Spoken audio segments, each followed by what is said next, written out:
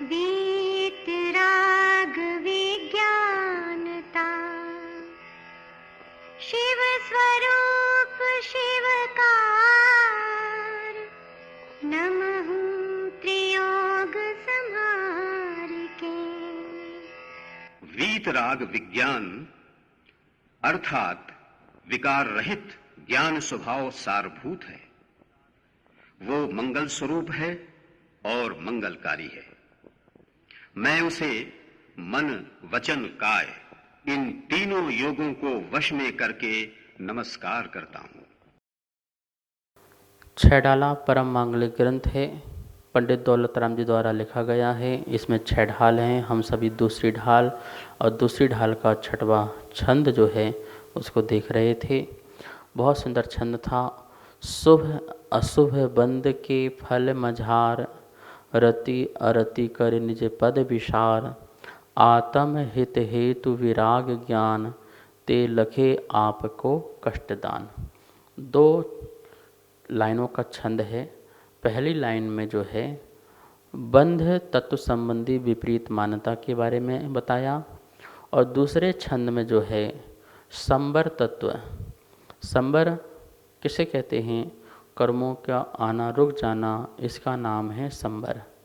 हमारे जो राग द्वेष संबंधी जो कुछ भी भाव हैं उनका रुक जाना, इसका नाम है संबर। तो जो संबर के कारण हैं, संबर का कारण क्या है? विराग ज्ञान, जो आत्मा के हित के लिए कारण है। आत्म हित हेतु विराग ज्ञान, आत्म के हित के हेतु है, वो कारण है ऐसा विराग ज्ञान। विराग मतलब राग द्वेष के अभाव से रहित जो ज्ञान है वो विराग ज्ञान, अर्थात ऐसा सम्यक ज्ञान, वीतराग ज्ञान। वो ज्ञान जो है हमारे कर्मों को आने से रोकता है। वो भाव, वो ज्ञान, ते लखे आपको कष्टदान, लेकिन वो हमें कैसा लगने लगता है? कष्टदान। जैसे हमें बहुत कष्ट हो रहा है, बहुत पीड़ा हो रही है। मतलब कि जैसे हम परिग्रह परिवार से राग ना करें, मतलब उनसे अपरिचित जैसे रहने लगें, तो बताओ मेरा संसार में कौन है, फिर कौन नहीं है, मेरा कौन ध्यान रखेगा। इस प्रकार से हमको ऐसा ज्ञान जो है लगता है बहुत कष्ट दे रहा हो, बहुत पीड़ा दे रहा हो। जबकि विराग ज्ञान जो है आत्मा को आनंद देता है, आत्मा को सुख देता है। तो इसलिए वह सम्यक ज्ञान प्राप्त नहीं करना चाहता।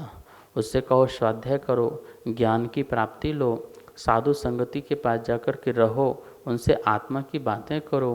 बोले हमें नहीं करना, हमें नहीं सुनना है, हमारे पास टाइम नहीं है, ये ज्ञान की बातें वही रखें, हमारे बस की नहीं है इतना सुनना, इतना जानना, इतना समझना।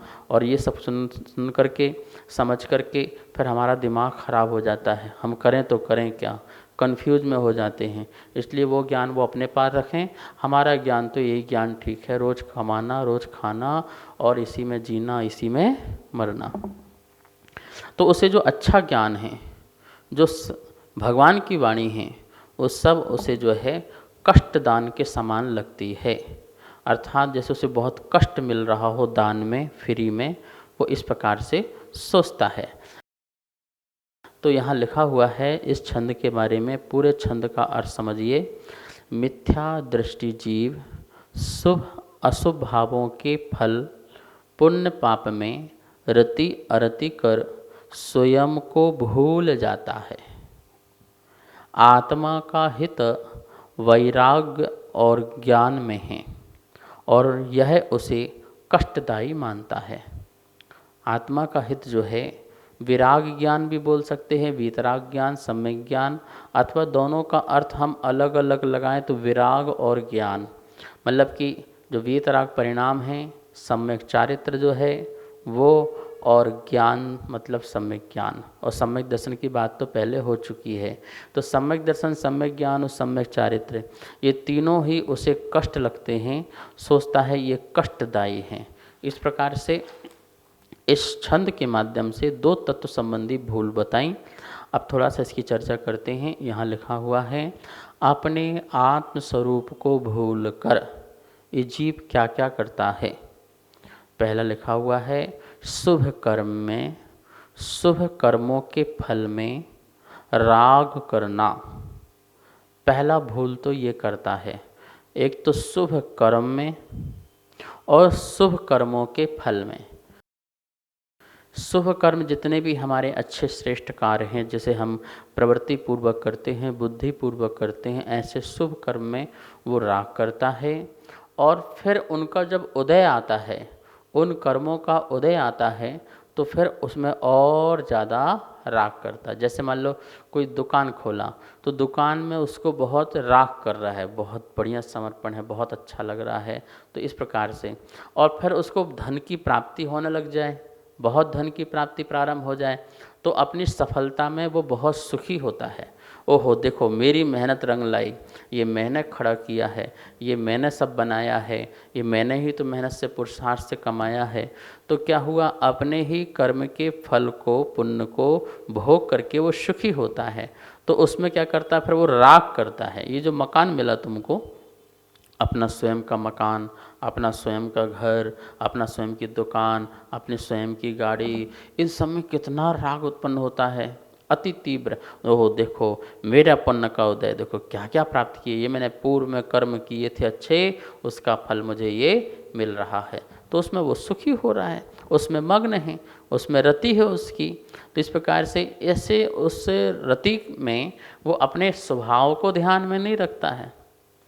पुण्यात्मा को बहुत सारी चीज़ें मिलती हैं, लेकिन जो वैरागी है, ज्ञानी है, ऐसा जीव भी घर में रह करके उन वस्तुओं के प्रति उदासीन रहता है, उदासीन रहता है, उनमें लिप्त नहीं होता है, उन भोगों में आसक्त नहीं होता है, उन भोगों में लीन नहीं होता है। भरत जी घर में ही वैरागी, वे तो अन्न धन सबके त्यागी, भरत जी घर में ही त्यागी। तो किस प्रकार से वो ऐसे वैरागीपन कैसे रहे, 6 खंड का जीत करके भी, 6 खंड होकर के भी। तो ये सब जानते थे ये मेरा नहीं है, ये पुण्य कर्म के उदय से प्राप्त चीज़ें हैं, और ये पर द्रव्य हैं, ये 100 द्रव्य नहीं हैं। इस प्रकार का उनको भेद ज्ञान था, और उसके बल से वो सुखी रहते थे, राग में फंसते नहीं थे। तो अपनी आत्मा को भूल करके शुभ कर्म और शुभ कर्मों के फल में राग करना, ये क्या है, बंध तत्व का विपरीत सिद्धांत है। अशुभ कर्म में और अशुभ कर्मों के फल में द्वेष करना, अशुभ कर्म और अशुभ कर्मों के फल में क्या करना, द्वेष करना। द्वेष क्या करना, जैसे अशुभ कर्म हैं, उन अशुभ कर्मों में वह द्वेष करता है। जैसे अशुभ प्रवृत्ति कोई कर रहा हो तो उसको द्वेष उत्पन्न होता है। अथवा अशुभ कर्म के फल उदय में आए, यदि मान लो शरीर में कोई असाता उदय में आए, या कोई मेरी वस्तु का अभाव होने लग जाए, तो वो अशुभ कर्म का उदय है, पाप कर्म का उदय है। और उन पाप कर्म के उदय में बहुत आकुलित होता है और बहुत दुखी हो जाता है। कभी कभी तो परमात्मा को कोसने लग जाता है, कभी गुरुओं को कोसने लग जाता है, कभी धर्म को, कि कुछ नहीं होता धर्म में, कुछ नहीं होता परमात्मा, कुछ नहीं होता भगवान, मतलब नास्तिक जैसा बन जाता है। ऐसा द्वेष परिणाम उत्पन्न होता है कि सबकी निंदाएं करने लगता है, परिवार की भी और परमात्मा की भी। तो वो ऐसा द्वेष पैदा करता है। ये हुआ बंध तत्व में। और भी आगे देखिए, अशुभ कर्मों का फल कैसा है, दुख रूप है। नियम से अशुभ कर्मों का जो फल है वो जीव को दुख रूप ही है। शुभ कर्मों का फल कैसा है, भोग सामग्री, और वो भी दुखमय। आप ये मत समझना कि शुभ कर्मों का फल सुखमय है, सुखमय नहीं हो सकता है। शुभ कर्मों का फल भी भोग सामग्री है, और भोग सामग्री ने आज तक किसी को सुख नहीं दिया।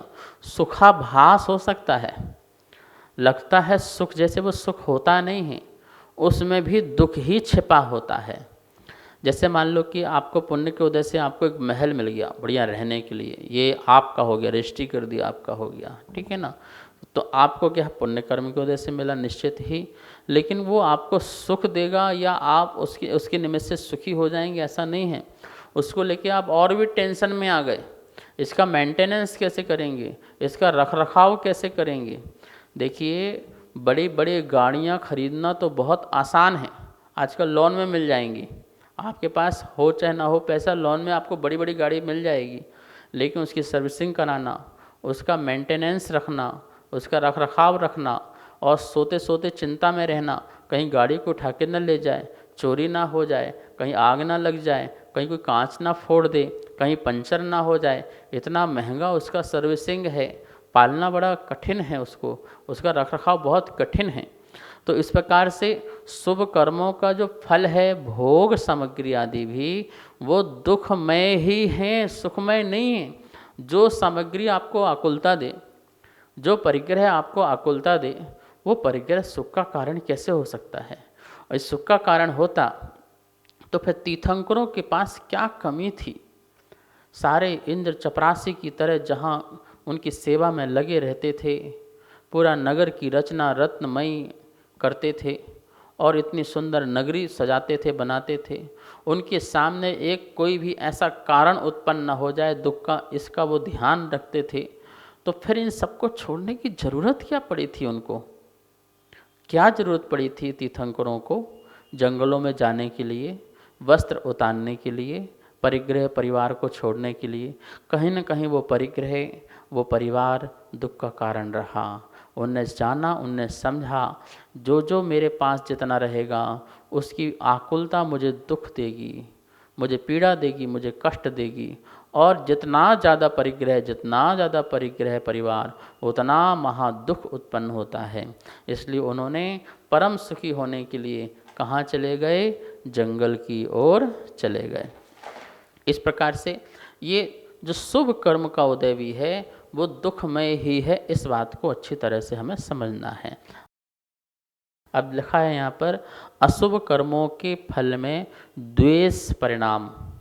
ठीक है ना? कैसे होता है देखिए, जैसे बीमार हो जाने पर हमें अपने आप से ही घृणा उत्पन्न होने लग जाती है।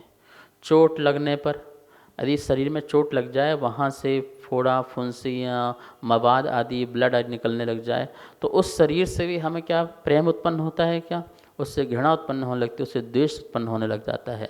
गरीब होने पर, यदि हम निर्धन हो जाएं, अमीर थे और निर्धन हो जाएं, पूरा दिवाला निकल जाए या पैसा चला जाए, तो वो गरीब होने पर अपने आप पर ही हमें क्या होता है? द्वेष का परिणाम उत्पन्न होने लगता है। मौसम खराब होने पर, अभी अच्छा मौसम था और अचानक मौसम बिगड़ जाए, तो आपको क्या उत्पन्न हो जाएगा? ये अशुभ कर्म का उदय तो आया कि आपके अनुकूल कोई सामग्री सामने नहीं है, चाहे मौसम संबंधी हो, चाहे शरीर संबंधी हो, चाहे कोई भी संबंधी हो, आपके अनुकूल जो भी चीज़ नहीं है वो आपका पाप कर्म का उदय है। तो मौसम भी यदि बिगड़ गया और आपके अनुकूल नहीं है, आपको अच्छा नहीं लग रहा है, तो वो भी आपका पाप कर्म का उदय है, वो भी आपका अशुभ कर्म का उदय है। तो आपको मौसम अच्छा लगना, कितनी धूप हो रही है, इतनी गर्मी हो रही है, बेकार मौसम हो चुका है, क्या करें इस हिंदुस्तान का, क्या करें इस विश्व का, कैसा मौसम हो रहा है।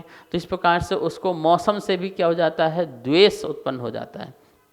किसी से भी हो जा सकता है, XYZ किसी से भी हो सकता है, किसी गली से हो जाए, किसी मोहल्ले से हो जाए, किसी नगर से हो जाए, किसी शहर से हो जाए, किसी व्यक्ति से हो जाए, किसी जानवर से हो जाए। तो कहीं भी किसी प्रकार से प्रतिकूलता सामने खड़ी हुई और तुम्हारा मुंह बनना चालू हो गया, तुम्हारा नाक सिकुड़ना प्रारंभ हो गई, तुम्हारे आँखें जो हैं हाव भाव बता देते हैं कि ये व्यक्ति जो है चेंजिंग हो गया, इसके अंदर परिवर्तन हो गया। अच्छे कुटुंबी नहीं मिलने पर, अच्छे कुटुंबी नहीं मिलने पर, आपकी बेटी की शादी हुई तो आपके जो समधी हैं, समधन अच्छे नहीं मिले, दामाद अच्छा नहीं मिला, उनका परिवार के लोग अच्छे नहीं मिले, आपके और भी परिवार में बहुत बड़ा कुटुंब होता है, कितने सारे रिश्तेदार होते हैं, आप उनको कभी गालियां देते रहते हो, कभी धिक्कारते रहते हो, हमारा तो जीवन ही बेकार हो गया, कैसे परिवार के लोग मिले, कैसे खानदान मिला, कैसा कुटुंब मिला, और जीवन भर उनको कोसते रहते हो। भाई ये सब तुमको अशुभ कर्म के उदय से मिले हैं, तो तुम्हें क्या करना है? उसमें समता भाव रखना है, नहीं तो ये फिर दोबारा मिलने वाले हैं, ये बार बार मिलने वाले हैं, और बार बार तुम इसी प्रकार से परेशान होते रहोगे, अनंत संसार बनता रहेगा। लेकिन उसमें द्वेष का परिणाम, समता भाव नहीं आती है, साम भाव नहीं आता है, मध्यस्थ भाव नहीं आते हैं, तो वो दुखी रहता है। तो अशुभ कर्मों के फल में इस प्रकार से वो द्वेष रहता है। और शुभ कर्मों के फल में राग करता है। राग करता है, कैसे करता है? यहाँ लिखा हो देखिए, अशुभ कर्मों के फल में राग। अच्छे कुटुंबी मिलने पर, सीना छाती चौड़ी होती है, मेरा दामाद, ये मेरी ससुर, ये मेरे सास, ये मेरा खानदान, ये मेरा गांव। इस प्रकार से धनी होने पर अच्छा लगने लगता है कि पैसा प्रतिष्ठा हो तो मज़ा आता है, तो वो उसमें राग करता है। सुंदर होने पर अच्छा मानना, शरीर के बाल अच्छे हों, आँख अच्छे हों, शरीर का बनावट अच्छा हो, नाखून अच्छे हों, हाइट हेल्थ बढ़िया सब कुछ अच्छा हो, उसको बार बार दिखता रहेगा, उसी को देख करके बड़ा प्रसन्न होता रहेगा, उसी को बार बार दर्पण में देखेगा, फोटो खींचेगा, सेल्फी खींचेगा। ये सब क्या है? शरीर से राग है, और इन राग करने से वो सुखी होता है। ये शुभ कर्मों के फल में अच्छा खाना पीना मिलने पर सुख मानना, अच्छा भोजन मिल गया, अच्छा खाना मिल गया, मेरे मन मुताबिक मिल गया, मेरे अनुकूल मिल गया, तो जो भी भोग सामग्री आदि जो भी हैं, उपभोग सामग्री जो भी हैं, उनको अच्छा मिल जाने पर वह खूब सुखी होता है, खुश होता है, प्रसन्न होता है। लोगों के द्वारा अपनी प्रशंसा बड़ाई में अच्छा मानता है। जब लोग उसकी प्रशंसा करते हैं, उसकी बढ़ाई करते हैं, बहुत बढ़िया आदमी है, बहुत सज्जन है, बहुत दानवीर है, बहुत ऐसा है, बहुत, जब उसकी यश कीर्ति फैलती है और लोग प्रशंसा करते हैं तो बहुत ज़्यादा सुखी हो जाता है। भैया शुभ कर्म का उद्देश्य तो यश कीर्ति फैलती है, शुभ कर्म के उद्देश्य से तो लोग तुम्हारा नाम लेते हैं, तुम्हारा यश गाते हैं, शुभ कर्म के उद्देश्य से लाखों करोड़ों लोग तुम्हारे पीछे पीछे भागते हैं, और अंदर से तुम अभिमान में चूर हो, मस्त हो, उसमें उसका अभिमान का रस ले रहे हो, उससे उस सम्मान का रस ले रहे हो, उस पुण्य का रस चूस रहे हो, और चूस चूस करके तुम जो हो क्या हो जाओगे? छिलका बन जाओगे। तुम्हारा जीवन ही क्या होगा? नरक जैसे जीवन हो जाएगा। तो ये क्या है? शुभ कर्मों के फल में राग करता है और अशुभ कर्मों के फल में द्वेष परिणाम करता है, और दोनों में समता भाव नहीं रखता है। ये मिथ्या दृष्टि जीव की विपरीत मान्यता है, वो उसी में रम जाता है, उसी में जम जाता है। तो हमें मध्यस्थ भाव रखना है। कितना भी अशुभ कर्म का उदय आ जाए, हमें किसी चीज़ से, किसी भी व्यक्ति से और किसी भी वस्तु से कभी द्वेष नहीं करना है।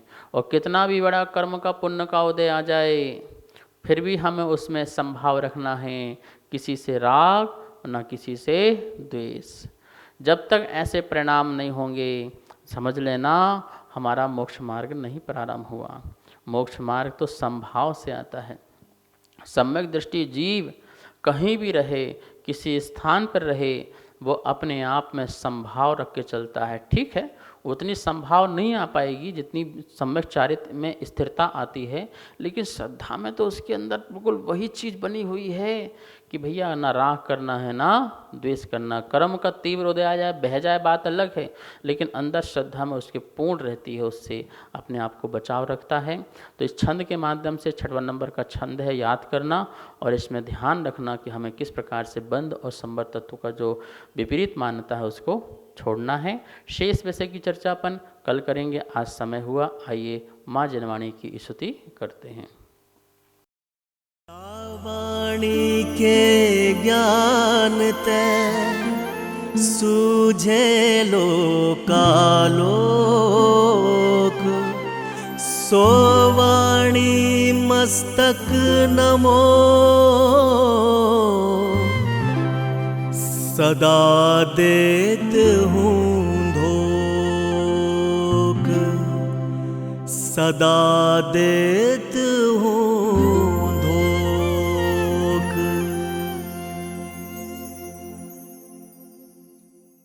इस कार्यक्रम के पुण्यार्जक थे श्री खंडेलवाल दिगंबर जैन मंदिर, राजा बाजार, कनॉट प्लेस, नई दिल्ली, एवं श्री खंडेलवाल दिगंबर जैन मंदिर, वैदवाड़ा, दिल्ली।